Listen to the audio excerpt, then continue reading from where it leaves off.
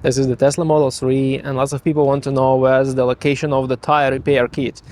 And you may be frustrated to know that originally these Teslas were not equipped with tire repair kits.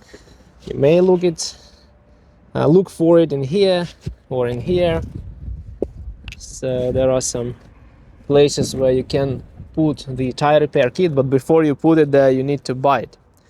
The Tesla sells those tire repair kits separately, and it's not the thing I would recommend to buy, because tire repair kits are not good for TPMS sensors and for tires. If you use them incorrectly, you may damage the tire, may damage the TPMS sensor, and actually spend a lot of money for nothing. So basically, if you have some space in your trunk or front, you may get a donut spare wheel, a jack, and a wrench.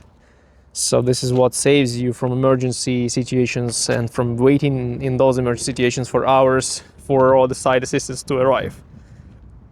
So basically, this is how it works in Tesla car.